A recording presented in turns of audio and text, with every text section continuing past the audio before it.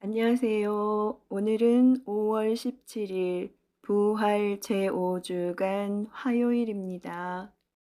오늘 제1 독서인 사도행전에서 바오로와 바르나바는 교회 공동체마다 원로들을 임명하고 주님께 그들을 의탁합니다.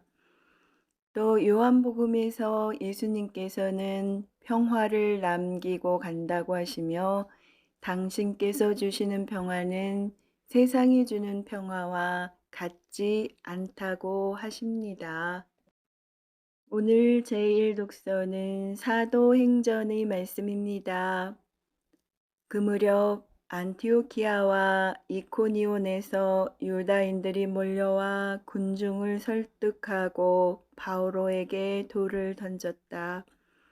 그리고 그가 죽은 줄로 생각하고 도시 밖으로 끌어내다 버렸다. 그러나 제자들이 둘러싸자 그는 일어나 도시 안으로 들어갔다. 이튿날 그는 바르나바와 함께 데르베로 떠나갔다. 바오로와 바르나바는 그 도시에서 복음을 전하고 수많은 사람을 제자로 삼은 다음 리스트라와 이코니온으로 갔다가 이어서 안티오키아로 돌아갔다. 그들은 제자들이 마음에 힘을 북돋아주고 계속 믿음에 충실하라고 격려하면서 우리가 하느님의 나라에 들어가려면 많은 환난을 겪어야 합니다. 하고 말하였다. 그리고 교회마다 제자들을 위하여 원로들을 임명하고 단식하며 기도한 뒤에 그들이 믿게 된 주님께 그들을 의탁하였다.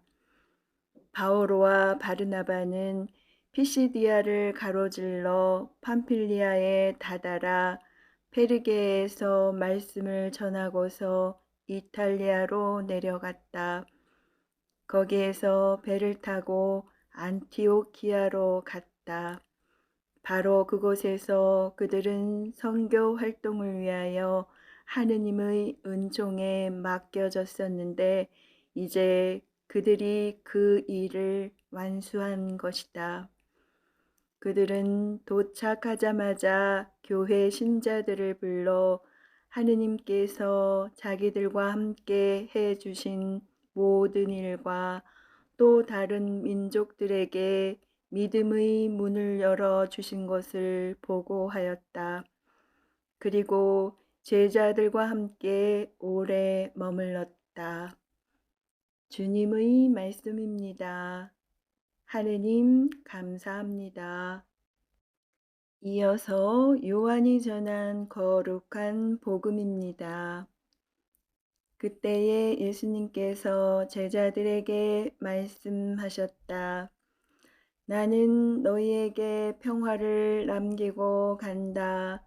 내 평화를 너희에게 준다. 내가 주는 평화는 세상이 주는 평화와 같지 않다. 너희 마음이 산란해지는 일도 겁을 내는 일도 없도록 하여라. 나는 갔다가 너희에게 돌아온다고 한 내 말을 너희는 들었다. 너희가 나를 사랑한다면 내가 아버지께 가는 것을 기뻐할 것이다. 아버지께서 나보다 위대하신 분이시기 때문이다. 나는 일이 일어나기 전에 너희에게 미리 말하였다. 일이 일어날 때에 너희가 믿게 하려는 것이다. 나는 너희와 더 이상 많은 이야기를 나누지 않겠다. 이 세상의 우두머리가 오고 있기 때문이다. 그는 나에게 아무 권한도 없다. 그러나 내가 아버지를 사랑한다는 것과 아버지께서 명령하신 대로 내가 한다는 것을 세상이 알아야 한다. 주님의 말씀입니다.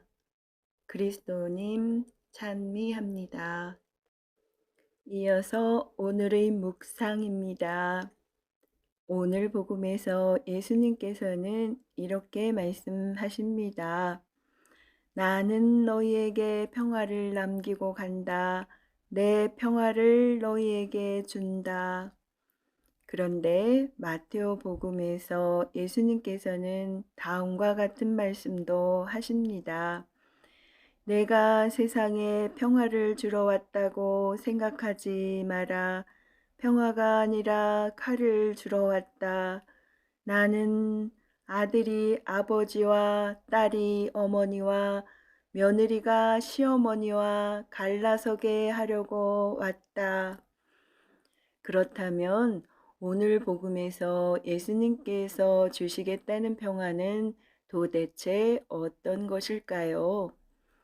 세상 사람들이 기대하는 평화는 아마도 전쟁이나 갈등, 분쟁과 싸움이 없는 조용하고 평온한 상태일 것입니다.